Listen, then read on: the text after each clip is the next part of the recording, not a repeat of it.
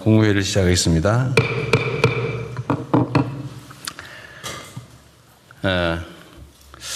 중동전쟁 휴전 합의가 후속 논의 과정에서 꽤 진통을 겪고 있습니다.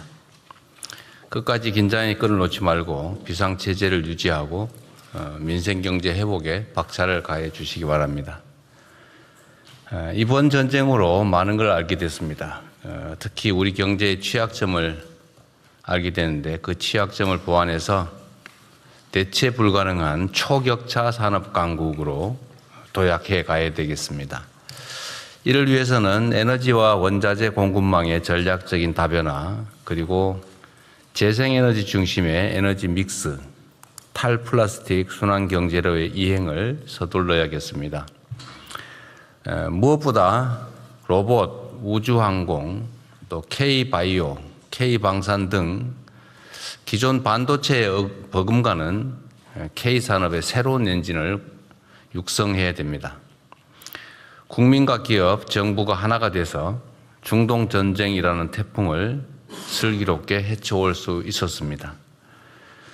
불가능의 벽을 넘어 세계에서 유일하게 산업화와 민주화를 동시에 성취해낸 우리 국민들께서는 우리 앞에 놓인 또 다른 도전들도 단합된 힘으로 얼마든지 이겨낼 수 있다고 믿습니다.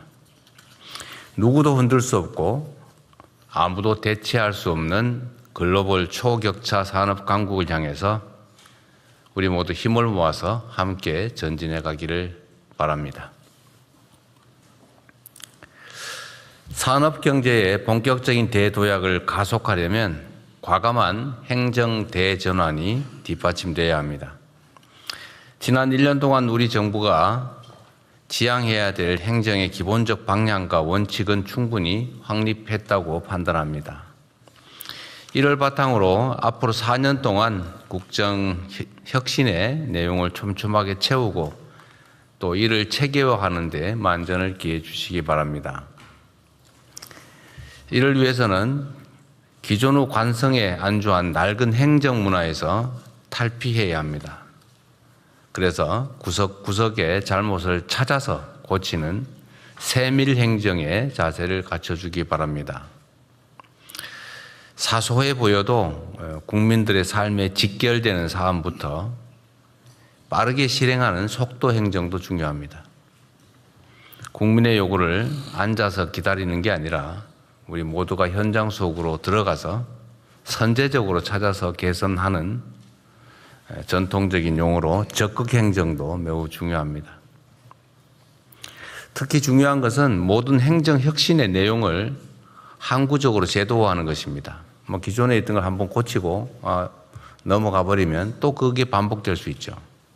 다시는 돌아오지 못하도록 제도화해야 되겠습니다. 정부는 새로운 공직 문화를 포함해서 행정 혁신 사례들을 시스템화해야 됩니다. 부처청의 각 책임자들께서 이걸 책임지고 처리해 주기를 바랍니다. 공직자가 어떻게 일하느냐에 따라서 우리 국민들의 삶이 천당과 지옥을 오갈 수 있다는 걸 늘 명심해야 되겠습니다. 오늘 영국 언론이 대한민국을 G7에 포함시켜야 된다 이런 기사를 썼다는 얘기를 들었습니다. 제가 작년에 해외 순방을 했을 때 하고 이번 해외 순방을 또 할 때 또 G7 중심으로 1년간에 많은 변화가 있다는 걸 느꼈습니다. 물론 작년에는 제가 처음 취임하고 그래서일 수도 있겠지만 객관적으로 보면 많은 정상들이 대한민국의 대통령과 양자 회담을 하기를 원했는데 실제로 우리가 시간 부족으로 그걸 다 응해 주기가 어려울 정도였습니다. 국제사회에서 대한민국에 대한 평가가 정말로 남다릅니다. 우리가 하나 둘 따져봐도 많은 국가들이 대한민국의 첨단 산업에 관심을 나타내고 공동 투자나 또 대한민국 첨단 산업 유치를 저한테 요청하고 있습니다. 또 상당수의 국가들이 방위산업과 관련해서 관심을 가지고 이 방공 시스템과 같은 수출에 자기들에게 우선순위를 달라고 저한테 일종의 부탁을 해오기도 합니다. 산업 영역도 그렇지만 문화적으로도 그렇습니다. 문화적으로도 보면 이번에 제가 유럽에서 느낀 것인데 그 현지민들 특히 젊은이들이 저나 제 아내를 보면 바로 한국 문화가 생각나는가 봐요. 그래서 막 손하트를 하면서 이렇게 애정 표현을 하고 그러기도 합니다. 또 외국 정상들이 저한테 하는 얘기들이 많아요. 자기 가족 중에 누구가 한국의 뭐뭐에 관심이 많아서 한국을 빨리 한번 가보고 싶다. 뭐 이런 얘기도 상당히 많이 합니다. 이 문화적인 측면에서 대한민국이 특별한 위상을 갖게 됐다는 생각이 듭니다. 물론 대한민국의 이 민주주의 역량도 큰 관심을 끌고 있습니다. 전 세계가 대한민국과 같은 발전된 국가에서 군사 쿠데타라는 게 일어나나 이렇게 놀랬다가 아니 저런 어려운 상황을 국민들이 외부적으로 보기엔 아름답게 또는 즐겁게 그러나 치열하게 평화적으로 극복해가는 과정을 보고 매우 놀랐던 것 같습니다. 일종의 무슨 뭐 영화 장면 같은 걸 상상할 정도였던 것 같아요. 그래서 이런 민주적인 정치 문화도 크게 관심을 끕니다. 대한민국에 대한 관광 수요도 급증하는 것 같아요. 안전한 거리, 치안 상황, 전 세계에서 가장 안전한 나라 중에 하나가 대한민국이죠. 또 깨끗한 거리, 또 친절한 국민들, 이런 모든 환경들이 정말 인상적이라고 합니다. 그래서 우리 스스로 우리를 판단하는 것보다는 외부에서 평가하는 게 훨씬 더 높다는 사실을 저 자신도 보고 놀랄 정도입니다. 우리 스스로도 자부심 가져도 되지 않을까 싶습니다. 물론 우리 안에 많은 문제들이 있긴 하지만 그 문제들을 또 완화하고 또 해소해 가면서 전 세계 이상적인 국가로, 모범적인 국가로 우리가 나아갈 수 있다고 믿습니다. 물론 그 내부의 얘기들 중에 이제 청년 문제가 있습니다. 이게 대한민국만의 문제는 아니지만 또 우리 스스로 모범적인 해결 사례를 만들어 가야 되지 않을까 싶습니다. 반도체 호황, 또 그중에 주식시장 급성장이라고 하는 이 눈부신 성과가 있습니다만 그 이면에 또 자산 양극화라고 하는 그늘이 짙게 드리우고 있습니다. 특히 안정적인 일자리와 소득을 통해서 자산을 형성할 기회 자체가 부족한 우리 청년 세대는 현 시대의 가장 큰 소외자들입니다. 역대급의 성과급이나 역대급인 코스피 지수도 나에게는 딴 세상 이야기라는 청년들의 소외감을 정부가 뼈아프게 받아들여야 할 것입니다. 현재의 청년 세대가 직면한 이러한 문제들을 일거에 해소할 소위 왕도는 없습니다. 뭐 그런 게 있다면 이미 다 했겠죠. 정책 전반에 걸쳐서 청년에게 더 많은 기회를 주기 위한 세심하고 꾸준한 노력이 그래서 더욱 중요합니다. 그 일환으로 어제부터 청년 미래 적금 신청이 시작됐습니다. 청년들의 안정적 자산 형성에 도움이 될 수 있도록 정책 홍보와 관리에 만전을 기해 주기 바랍니다. 아울러 일자리, 또 자산 형성, 창업, 주거 등 청년의 삶 전 영역에서 기회의 사다리를 실질적이고 획기적으로 확대하기 위한 정책들을 조속하게 확정하고 또 속도감 있게 추진해 주기 바랍니다. 덧붙여서 한두 가지 좀 더 추가 말씀을 드리도록 하겠습니다. 지금 선관위 사태에 대해서 우리 국민들의 우려, 또 관심이 매우 높습니다. 이게 참으로 안타까운 것이 정부의 통제에 있는 관리 범위 내에 있으면 뭐 손이라도 써보겠는데 이게 헌법이 정한 독립기관이다 보니까 관리도 통제도 불가능한 상황입니다. 심지어 국회도 그렇게 일상적인 감시 관리가 어렵다 보니까 그 내부가 많이 좀 문제가 생긴 것 같아요. 그게 문제가 쌓이고 쌓이다 보니까 심지어 투표지가 부족하다는, 그래서 투표의 장애를 느끼는 그런 상황이 됐습니다. 전 세계가 대한민국의 민주주의를 정말 선망할 정도인데, 이를 핵심적으로 담당하는 선관위가 이와 같이 통제불능 상태에서 있을 수 없는 일을 저지른 점에 대해서는 뭐 좀 변명의 여지가 없습니다. 신속하게 대안을 마련하고 대책을 세워야 되겠죠. 국회가 또 여야 간에 대책을 만들고 있다니까 뭐 저희도 기대하고 또 협력하겠는데, 일단 그 안에 있는 여러 가지 이 부정적 요소를 제거하는 일은 지금부터라도 최선을 다해야 될 것 같습니다. 검찰하고 경찰에서 합동수사본부 만들어서 수사를 잘하고 계시겠죠? 어디? 네, 진행하고 있습니다. 몇 명 정도 규모입니까 지금? 현재 30명 정도 됩니다. 30명, 검경 합쳐서? 예, 합쳐서 그렇습니다. 계속 숫자는 좀 늘어나고 있습니다. 좀 늘려야 될 것 같아요. 이게 이제 이번에 투표 과정에서 생긴 문제도 중요한데, 예. 그거와 관련되어 있는 간접적인 좀 부정부패 사안이라든지 또 그 과정에서 드러나고 있는 황당무계한 일들이 있지 않습니까? 예를 들면 뭐 예산 낭비라든지 또는 전에는 뭐 문제는 해결됐는지 모르겠는데 채용 비리 문제 같은 것도 잘 정리됐나 모르겠어요. 어쨌든 그런 문제든 아니면 맞아 내부 운영 과정에서 국민들이 납득하지 못하는 황당한 일이 많이 생기는 것 같은데, 그런 문제들에 대해서도 수사상 필요하면 충분히 다 수사하면 좋겠어요. 전반적인 진상 규명에 집중하겠습니다. 네.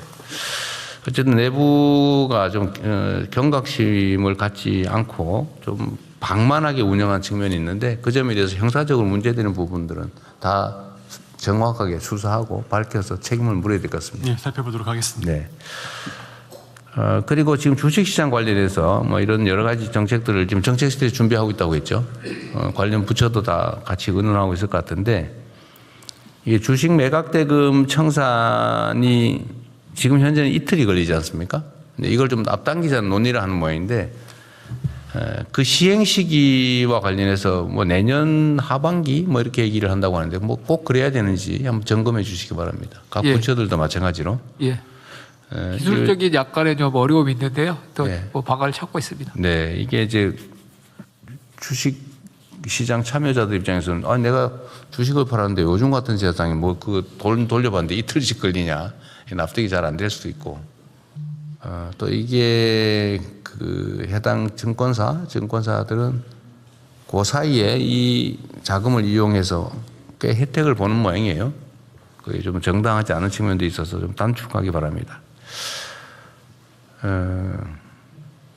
이게 요즘 이 가짜뉴스 또 혐오, 조롱, 이게 그냥 과거에는 뭐 장난으로 있을 수 있는 일이지 뭐 표현하다 보면 좀 과할 수도 있지 이런 정도로 넘어갔는데, 지금은 이게 체계적인 공격 수단 또는 부당한 이익을 얻는 수단이 돼가고 있는 것 같아요.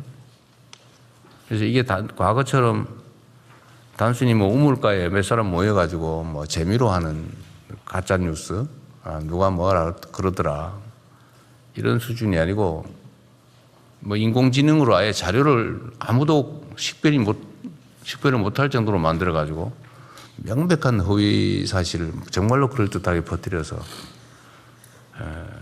갈등을 조장하거나 아니면 부당한 이익을 얻는 수단으로 사용되는 측면이 있습니다. 그리고 또 이런 것도 있는데, 제가 법학을 배우고 법률가로 활동할 때는 뭐뭐뭐라는 소문이 있더라, 뭐뭐라고 하더라, 이런 것도 누가 그런 소문을 냈다고 하는 게 사실이라 하더라도 그 소문이 사실이 아니면 허위사실 공표로 책임을 져야 된다는 거잖아요.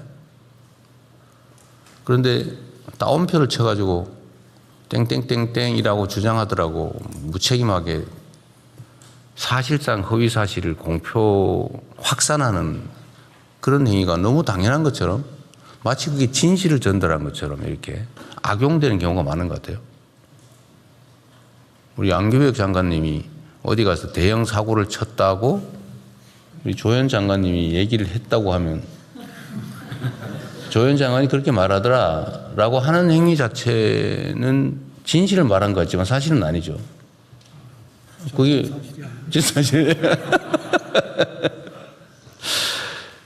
이게 이제 일반적인 상식인데 그런 소문이 있다는 게 사실이니까라고 해서 책임이 없는 것처럼 생각하는 경우가 꽤 있는 것 같아요. 근데 이 점을 좀 명확하게 해야 됩니다. 그건 말이 안 되죠. 언제나 확인해야지 다른 사람의 인격이나 아니면 이해관계에 관한 그런 허위 주장을 누가 카더라라고 전파하면 안 되죠. 그래서 이런 점에 대해서 우리 분쟁이 될 경우에 수사기관이 좀 엄정하게 하면 좋겠어요. 이게 가짜뉴스나 조롱 혐오 또는 뭐 조작물 이런 것들을 전달하는 게 과거처럼 그냥 한두 개인의 피해로 그치는 게 아니라 이게 이제 엄청난 사회적인 갈등 대립을 초래하잖아요. 엄청난 사회적 비용을 부담해야 되기 때문에 과거와 다르게 평가해야 될 것 같습니다. 이게 엄청난 사회적인 분란을 가져오잖아요. 뭐 부정선거 이런 제가 그런 걸 가끔 보면 아니 이게 부실한 건 사실인데 그렇다고 그게 전체적인 선거 자체가 부정될 부정선거는 아니잖아요. 의도를 가지고 했는지는 밝혀봐야 되겠지만 어쨌든 그런 점에 대해서 그 수사기관이 좀 엄정하게 좀 책임의 강도를 좀 높여주면 좋을 것 같습니다. 그리고 공직사회 내에 우리 각 부처청에서 좀 주의해서 들여다봐야 될 부분인데요. 얼마 전에 어디 소방서에서 그 소방관들, 여성 소방관들한테 술을 너무 많이 먹이고 회식 강요하고 새벽까지 끌고 다니고 그러다 못 견뎌서 이 사람이 어떻게 된 모양인데 이걸 또 남자친구하고 갈등 때문인 것처럼 이렇게 가짜로 발표해가지고 안 그래도 가슴 아픈 그 남자친구를 아주 그냥 그렇게 2차 가해를 하고 또 이거 감찰해달라고 그랬더니 그냥 묵살하고 그래서 제가 얼마 전에 우리 소방 쪽에 국무조정실이었던가요? 예, 국무조정실에서. 국무조정실에서 조사를 해보았더니 이게 다 사실로 드러났다고 그래요? 예, 사실 드러났습니다. 예. 이게 막상 결국은 정말 이게 유명을 달리하는 그 본인의 고통은 얼마나 심각했을 것이며 또 이걸 잃은 그 남자친구라 그 가족들은 얼마나 가슴 아플 것이며 이거 좀 밝혀달라고 하는데 이것도 묵살해가지고 얼마나 또 속 쓰렸을 것이며 이게 입장을 바꿔 생각하면 어떻게 이럴 수가 있습니까?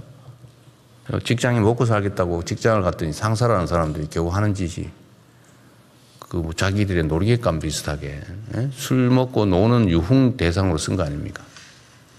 이 직장 내 갑질이라고 하는 거죠. 이것도 최악의 갑질인데 이게 문제는 이게 그렇게 심각한 행위인 줄 모른다는 거예요. 뭐 술 좀 같이 먹고 같이 좀 시간 좀 보내자는데 뭐 부하 직원이 그 정도는 할 수 있지. 이렇게 생각하는 경향이 있다는 거예요. 과거에는 이게 뭐 그렇게 할 수 있었겠죠. 뭐 노래방 데려가서 노래시키고.